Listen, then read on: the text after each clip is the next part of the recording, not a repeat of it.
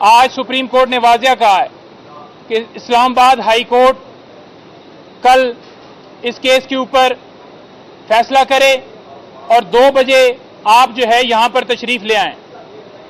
Arguments के दरमियान सारी बातें रखी गई कि 120 दिन के अंदर ये कंप्लेंट फाइल होनी थी, जो कि नहीं हुई।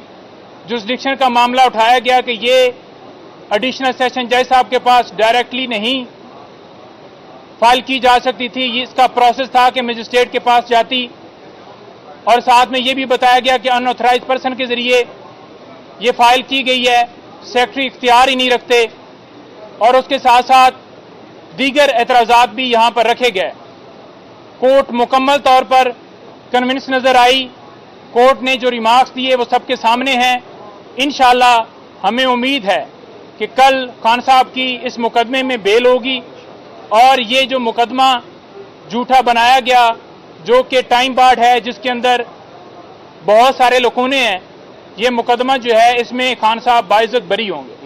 बहुत शुक्रिया। नईम साहब, ये बताइएगा, जिस तरह बाकी भी हुई थी कि वज़रा के साथ जो रवैया अपनाया गया, वो उनकी ज़मानत होती है, उनको दोबारा गिरफ्तार किया जाता है। अगर खुदा न खास्ता कल खान साहब की ज़मानत हो जाती है तो या वो जेल से बाहर निकलते और उनको किसी और मुकदमे में दोबारा जेल में डाल दिया जाए, तो उसके हवाले से आप क्या कहें?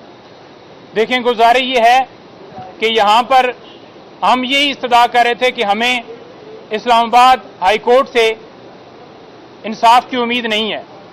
यानी कि ये पटिशन जो फाइल की गई उसमें ये इस्तदा की गई कि हमारे तमाम केसेस या लाहौर हाई कोर्ट में ट्रांसफ़र कर दिए जाएं या फिर पेशावर भेज दिए जाएं, क्योंकि जितनी दफ़ा हमने हाई कोर्ट से रिजू किया, चाहे टेरिन वाइट वाला केस हो, चाहे 9 मई के ऊपर गिरफ्तारी हो, चाहे तोशाखाना का केस हो, मेंटेनेबिलिटी का क्वेश्चन हो या दीगर दरखास्तें हों, हमें यहाँ से इंसाफ की उम्मीद नहीं है और हमारे केस सारे के सारे ट्रांसफ़र किए जाएं।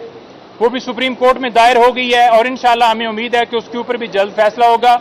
हम तो हमेशा ये कहते हैं कि हमारे साथ कानून आइन के मुताबिक खान साहब को उनके साथ कानून के मुताबिक ट्रीट किया जाए और उन्हें इंसाफ दिया जाए। इंशाअल्लाह इंसाफ होगा और ये जो लाकानूनियत है ये बिल्कुल किसी तरह से नाकबूल है और किसी तरह से इस तरह के फैसले जो हैं उनको चैलेंज भी किया जाएगा और उसका सद्भाव होगा इंशाअल्लाह। Thank you.